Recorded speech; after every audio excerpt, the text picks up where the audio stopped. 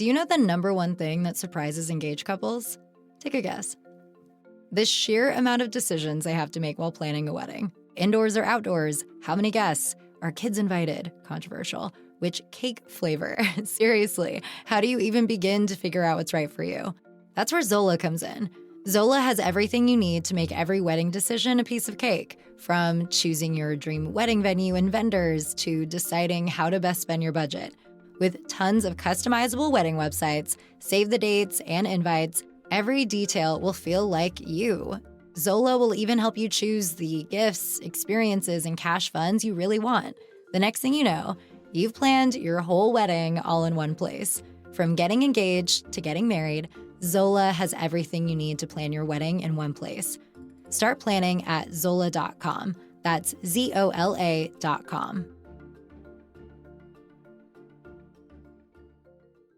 Over the past 75 years, more than 10,000 chemicals have entered our food supply, but the EU allows just 300 additives. At Thrive Market, we prioritize quality, banning over 1,000 ingredients found in conventional grocery stores. Our Healthy Swap scanner helps you find better versions of your pantry essentials, without the junk, dyes, or fillers, and everything is delivered right to your doorstep. So shop at a grocery store that actually cares about your health at thrivemarket.com/getstarted for 30% off your first order and a free $60 gift.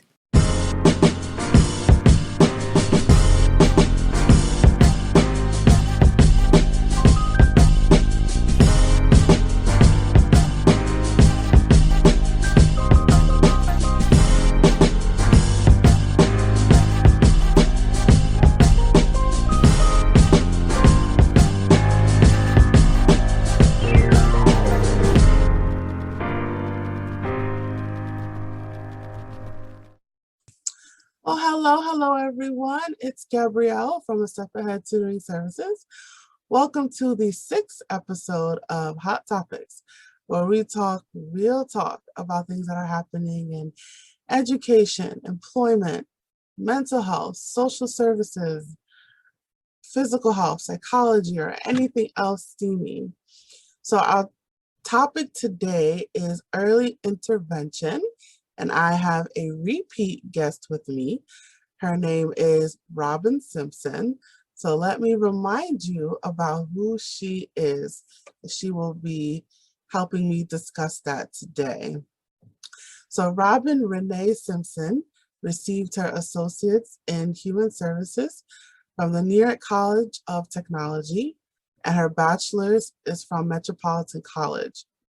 Currently, she's pursuing her master's degree in childhood and childhood special education, birth to 2nd grade at St. John's University.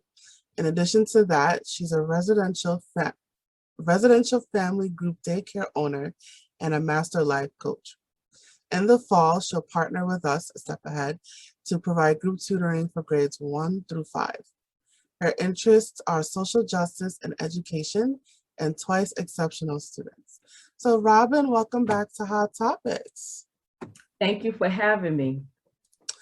All right, so you have an interesting take on early intervention. Please, the floor is yours. Tell us about it. Thank you. Early intervention. First of all, going back to children with disabilities, back in 1972, the first law for children with disabilities was established, and it was called Children that are Handicapped. And as we progress, we decided to put the child first before the disability. So it was no longer handicapped children. It became Individuals with Disability Education Act, and the name was changed in 1996, right? So in 1996, the law was established to divide what special education would look like for different sets of children. So originally, when it started, it was for children that were preschooled. So at that time, kindergarten wasn't mandatory. So from 6 years and up, the Individual with Disability Educational Act was made for. But I guess over a period of time, it was the realization that if we could catch the disability early, then it would minimize the growth of the disability later on, and also be more cost effective if you really got it, caught it at an earlier age. So what happened is the IDEA Act of 1996 has 4 parts. So you have Part A, which is the basic general definition of the Individual with Disability Education Act. Now, this is law all across the United States. No matter where you go, you're going to have the IDEA Act. So the second part refers to the layout and the educational guidelines for children 3 to 21, as I stated before. And so with that, children from 3 to 21 is required to obtain educational services in school. Now, as I said, the idea of the early intervention, well, let me back up. When a child is diagnosed from 3 to 21, there's a process that has to be instilled. So the first part is the referral either to the school or to the doctor, right? And then an IEP is established. So there's a battery of tests that the child will have to take to determine if these services, if the child is eligible for these services. So once they determine that the services are needed for this child, they create an IEP. And that IEP is an individual service plan for the child. So based on that IEP, it's reviewed every year, and you have stakeholders of different interdisciplinary areas that share their standpoint on what it is that that child needs. It also talks about the environment, the services. Okay, now, the thought is if we can do it earlier, then maybe they won't get to that point of having to have an IEP. So the Part C of IDEA recognized the need for identifying and reaching very young children with disabilities. And this portion of IDEA provides a guideline concerning the funding from birth to 2 years old. So families are entitled to that same services that they would receive if the child was 3 and up. And it's the same multidisciplinary identification, and this time it's called intervention services. Now, in the children from 3 to 21, they have the IEP, but for the children who are less than 3, it's called IFSP, and that's the Individualized Service Family Service Plan, because now this plan is more inclusive of the family. So the services that are given to the children under 3 is inclusive of the family's participation. So there may be some services that will help the parents. Creation of the IFSP, which, how should I say, you have more say-so in the IFSP than in the IEP, right? Because now it's more inclusive of the family. So the family is also entitled to a timely manner in terms of the process of obtaining the IFSP. So everything is generally done within a certain amount of time. So the thought is the earlier, the better. If you have a child that is younger than 3 years old that you think might have a delay or disability, this program is the program to help you. Now, the other school of thought with children under 3 is that everyone does not develop at the same time. So if you're seeing that your child is not moving with the other kids and you have that concern, yes, by all means apply for the program, but it does not guarantee that it is a delay.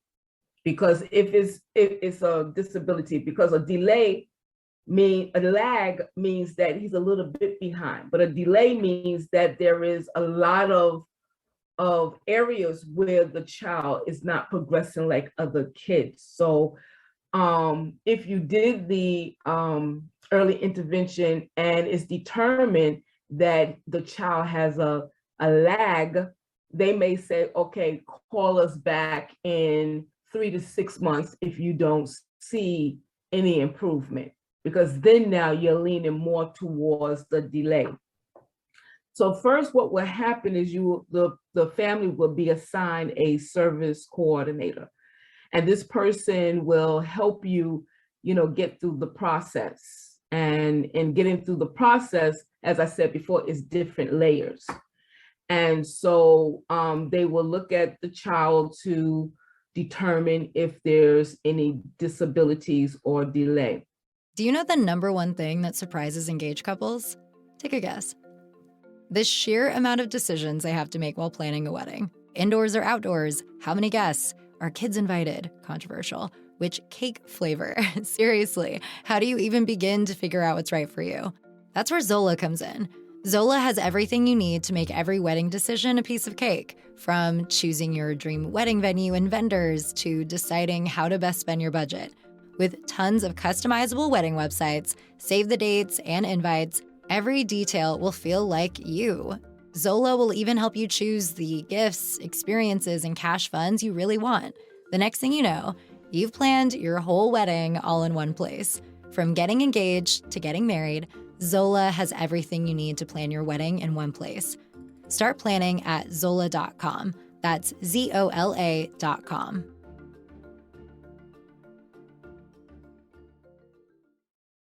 If the child qualifies for early intervention, the team, the stakeholders will sit down and create a plan that will be helpful to your child.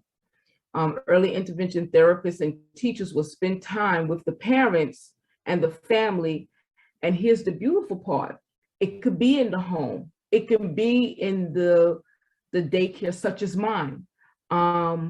And it could be with the babysitter. Any stakeholder that's involved with the child's services, meetings can take place in those environments because they want this process to be as comfortable as it can.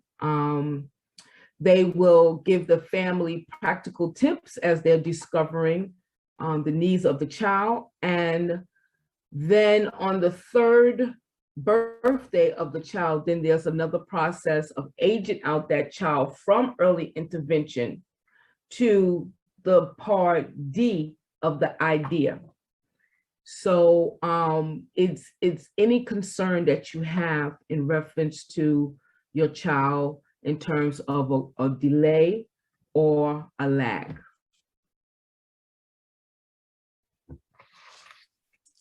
Awesome. That was definitely very, very informative. And I hope you guys are listening to that. So Robin, so can you just reiterate how old is early? When we say early, let's reiterate, how old is that? Is early is as early, from birth. Some disabilities are discovered within 3 months, 6 months. It all depends. But the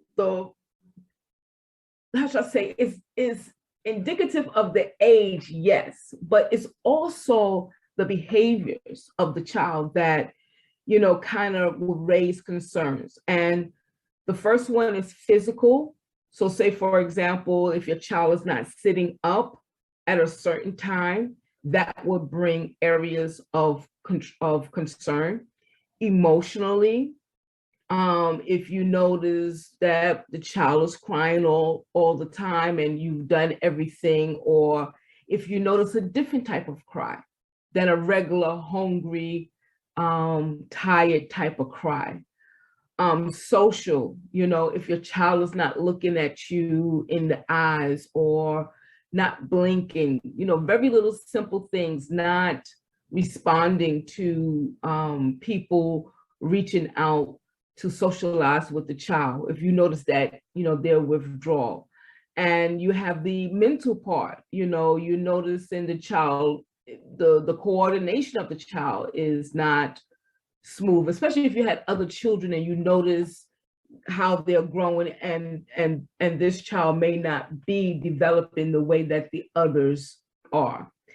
And you have, so in these areas, you know, generally you're going to get feedback from the babysitter, the child care provider, the doctor, you know. So another indication is if you're getting a common concern from different stakeholders that, you know, are attentive to your child, then that's an indication that, you know, of area of concern. So yes, I would say how early is age, but then at the same time, I will also look at behaviors as well. All right. So now, why is early intervention so important? I cannot stress how important early intervention is, because if we can catch it early, once the child turns 3, they may not need it anymore. The beautiful part about early intervention is really teaching the child skills, right? And encouraging growth in certain areas. So it you know, it depends on what services is needed in order to have that child to develop as normal as they can. So catching it early, it just saves so much on the frustration, because, you know, all kids want to learn, and they want to learn with their counterparts. But if they're having something that's holding them back, they become very frustrated. And in them becoming frustrated, that's when you will see a lot of acting out behaviors. You will see withdrawal behaviors. And as the child is going to school and they are in a position where they're supposed to be learning, if they have the frustration of not developing, then the gap in learning gets wider and wider and wider until it gets so big that the child, in some cases, drop out of school. And we already know the statistics when a child drop out of school. You know, they become a menace to society. So that wouldn't be the direct purpose of you checking in to see if the child has a disability, but that's generally the end result. So, you know, it's very important to get it done as early as possible. That is awesome. All right, so how can parents seek services? Okay, well, first things first, 311 for New York City, New York State, 311 is perfect, explaining You have concern about your child's growth, and they will direct you to different satellite agencies, generally non-for-profit agencies, where they have different stakeholders that will institute doing the diagnostic tests. But before we go on to that process, I just want to touch on a couple of areas of what a lag look like. Okay, so from birth to 6 months, what a lag look like would be feeding problems, rejection of the breast or the bottle, excessive vomiting, colic, diarrhea that results in weight loss. The developmental regression, as I said before, depression, unresponsiveness, failure to smile, show pleasure, rejections of others, as I said before, and inability to hear and the inability to see.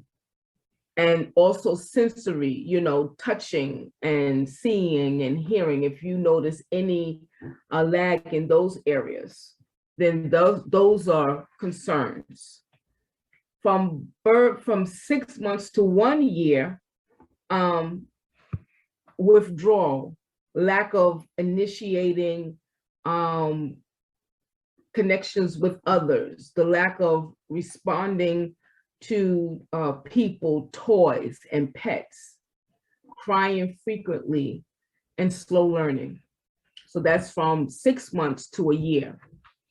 From 1 to 2 years, the developmental lag would be overly withdrawn, passive, fearful, obsessive head banging, finger sucking or rocking, lack of interest in objects, environment, and play. And here's where this one is very key: excessive temper tantrums, hitting, biting, hyperventilating, constipation, smearing of feces as an expression of anger. And this one is very clear because, in some instances, I have seen where those behaviors are applauded by the adults. So, oh, he's just having a bad day, or, he's so spoiled, he's not getting what he wants, or he's just bad, or he's like so-and-so. And at that particular time, it's an inclination that there may be a developmental delay or a lag. So if that child would come into be evaluated in special education, there would be certain type of skills that will be taught to this child on how to control his behavior and hitting and biting. Do you know the number one thing that surprises engaged couples? Take a guess. The sheer amount of decisions they have to make while planning a wedding. Indoors or outdoors? How many guests? Are kids invited? Controversial. Which cake flavor? Seriously, how do you even begin to figure out what's right for you? That's where Zola comes in. Zola has everything you need to make every wedding decision a piece of cake, from choosing your dream wedding venue and vendors to deciding how to best spend your budget. With tons of customizable wedding websites, save the dates, and invites, every detail will feel like you. Zola will even help you choose the gifts, experiences, and cash funds you really want. The next thing you know, you've planned your whole wedding all in one place. From getting engaged to getting married, Zola has everything you need to plan your wedding in one place. Start planning at Zola.com. That's ZOLA.com.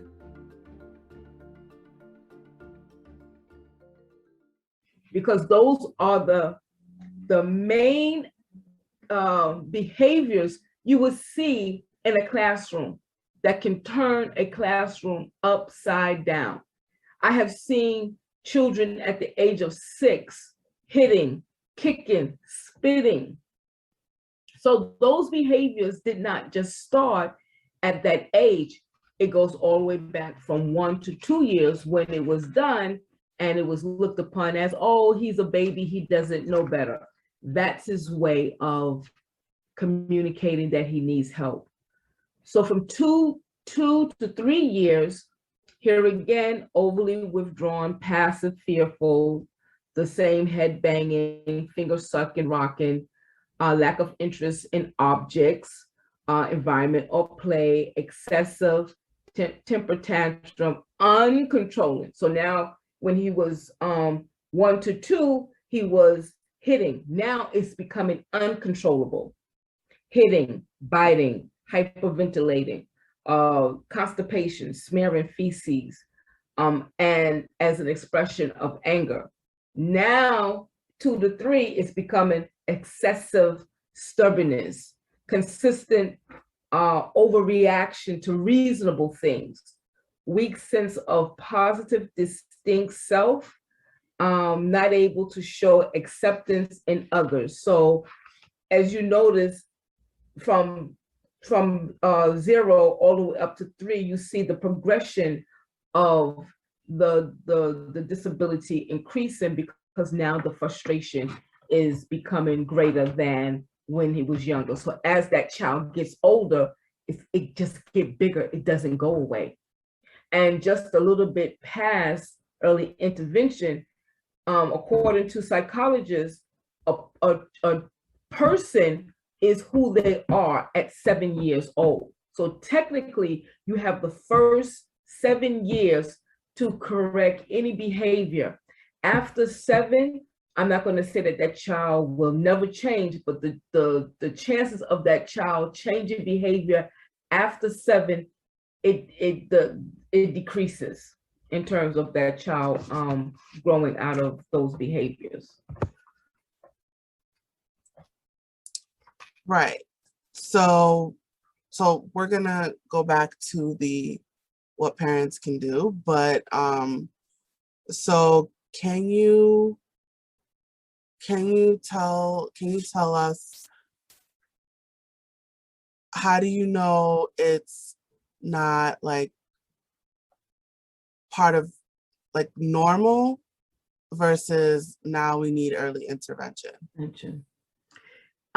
It becomes excessive, especially if you have done, everything that as a mother or, a family can do to help your child. Because like I said, the delay is something that you're going to see, but they're going to eventually outgrow it.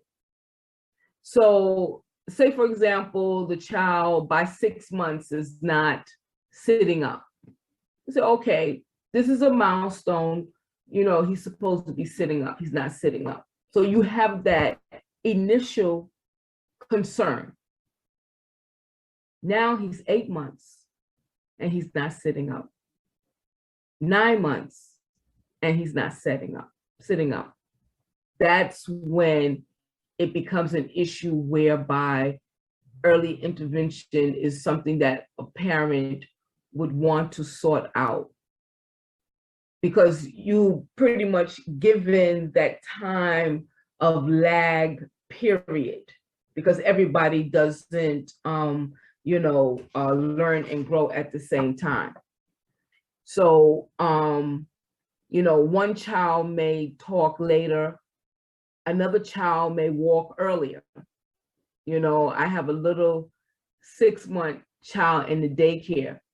6 months, this little boy wants to walk at 6 months, and he gets frustrated because he can't move.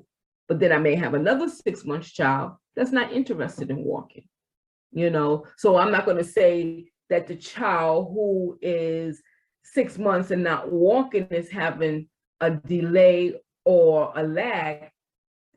That's before his milestones. So really, really understanding the milestones is very key in trying to pretty much put the concern, about your child. So, and then also the weight of the child when the child was born is definitely an area where I wouldn't want to say an automatic concern, but, at birth, different situations that the child is born in are already indicators that the likelihood of disability is evident. Alcohol fetal syndrome, children that are born underweight, if the mother has insurmountable amount of stress, or if she's physically, have some type of health impairment. So those issues will automatically draw concern towards that child. If those conditions are normal, then as that child is developing and you notice things are not, coming into play, then that's another area of having concerns, So, and another thing too, as an indicator, a lot of times, just as much as you may go to the doctor and the doctor may not say anything to you because he's probably thinking it's a lag, and also knowing that, parents are very resistant when someone is saying something is wrong with their child. When the doctor does say to the parents that this is a possibility, some parents will say, oh, the doctor don't know what he's talking about. He doesn't know how everybody in my family had this and they outgrew it. But we really don't know if those behaviors were sought out and got the proper solution that person may be further ahead.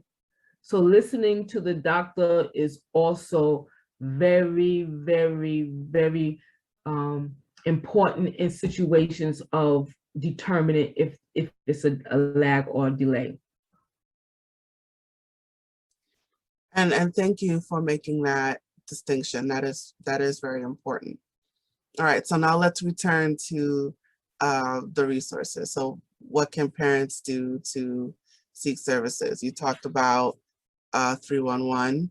So I just want to point out that's only in New York State. So if you happen to be in other states, your state may have what's called a non-emergency phone number for seeking information. Right. So I'm just throwing that out there. All right, so where else, excuse me, so where else can parents seek services?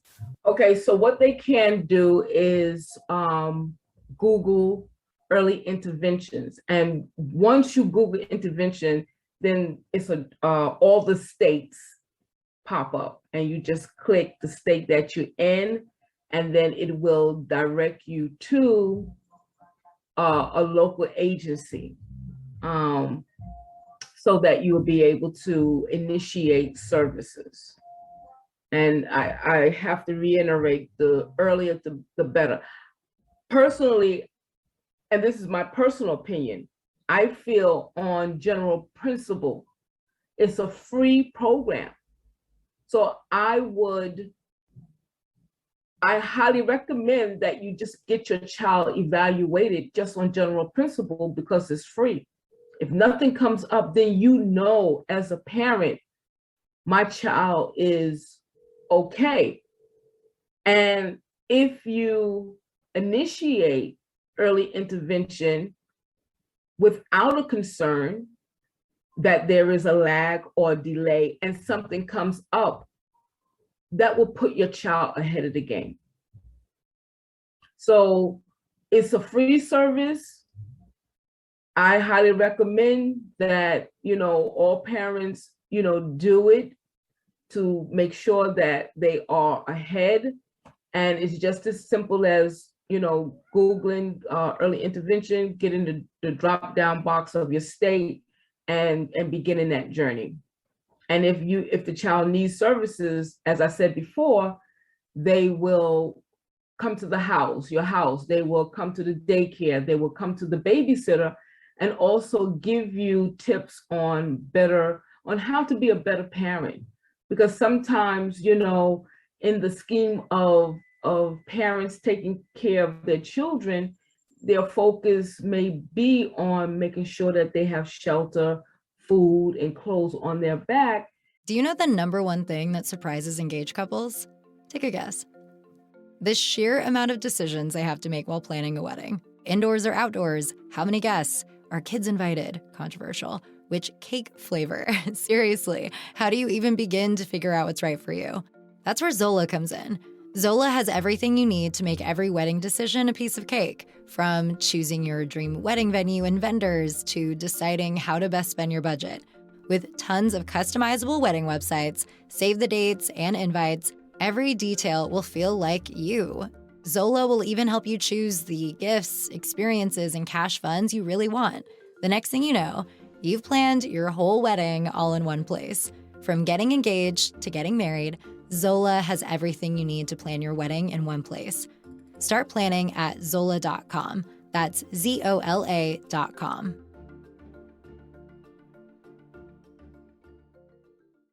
And sometimes, a little extra stimulation will help this child grow. Maybe that could be one of the recommendations from the IEP, the IFSP, that can further help your child, develop at a normal rate. So, as I said before, early intervention is a system of coordinated services that promotes your child's growth and development. And it also supports the family and give them different ways of helping a child in these very early critical years. The purpose of early intervention is to enhance the development of infant and toddlers with developmental delays or disabilities. So as I said before, that lag is, okay, maybe my child is doing something a month after the milestone. That's a lag. But when we talk about delay and disabilities, your child will not outgrow that. Will not.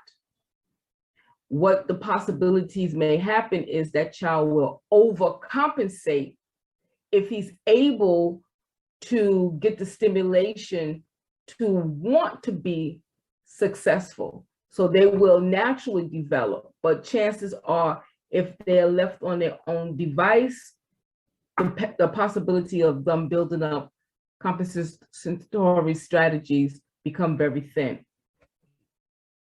So, the purpose of the early intervention is to minimize the need of special education and related services after infants and toddlers with the disability reach school age. Very, very key. And it enhances the capabilities of families to meet special needs of their infant and toddlers with developmental delays and disabilities. Thank you so much for that. That was definitely very, very informative. So, so to the viewers, we hope that you take advantage of those services. They are in your state, wherever you are. So the information is out there. So we highly recommend that you check with your local agencies to seek these services. So Robin, can they also check with their schools or their pediatrician? Yes, definitely with the pediatrician. From 0 to 3, it depends on the educational setting. The one thing that I would like to share in Queens, in District 29, they have a school for children that falls under this early intervention. And all the services are right there on the school campus, and a lot of children, they move forward into regular school with no problem. So if you can do research, because I'm not sure of how it is in other states, that there's a possibility that each state also has a school where for the 3-year oldest, between the two and 3-year oldest, where they have that time, and or I think they have to be toilet trained, definitely, to participate in that school environment. So definitely they will get the services they need under one roof. All right, awesome. So you can check with so to the viewers again, you can check with your local agencies, and you can also consult a school counselor or a pediatrician. Yes. So Miss Robin, thank you so much for coming back to Hot Topics. You can find Robin Simpson online at www.rsimpsoncoaching.com. So all of her information will be provided in the bio. Currently, she's offering a special promotion for her coaching services, 12 sessions for half price. So for those of you who so happen to be in the New York City area, she also has a daycare center in Queens and is accepting clients for September onward. You can email her at simpsonrobin@ymail.com for more information. Want to emphasize the Y, so the ymail.com for more information. Thank you so much for joining us today. You can check out our YouTube channel for more videos and clips, and don't forget to subscribe. We are also on Facebook, Twitter, and Instagram, so please follow us. Tune in next time. Thank you so much for joining us today. Signing off. Thank you. Thank you. Bye. Bye-bye. Hello again, everyone. It is Gabrielle from A Step Ahead Tutoring Services, and we have a this is a first. We have an addendum to our interview. So Robin Simpson, who is my guest, we were talking about early intervention, and she is going to talk about what does early intervention include. So what does early intervention include, Ms. Robin? Okay, yes, thank you. So what does early intervention include? Early intervention services are determined, as I said before, through the IFSP. And that is the result of cooperative planning between the family and the treatment plan, the interdisciplinary group, right, who is working with the family. And so these professionals, once they come up with the plan in terms of what the child needs, they now need to ensure that the children receive the services that they need through community supports. So what does that look like? Once the plan is designed, that plan is incorporated in that child's daily life in the most natural settings. So the services are voluntary. So early intervention services are provided at no cost to the family. So no one should be saying that you have to pay for that service.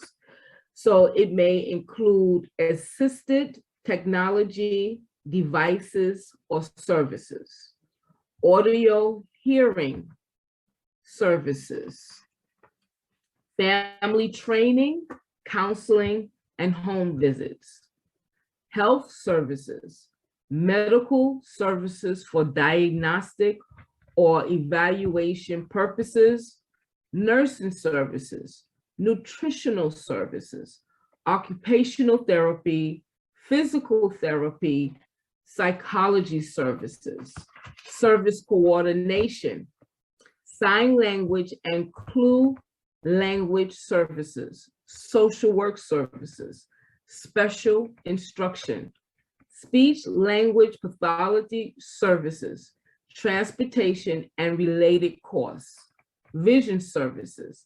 And there's a category for other, as I said before, depending on what the child needs. So if you're not able to take your child, then transportation will be provided. If the child is in the daycare, then the services will come to your daycare.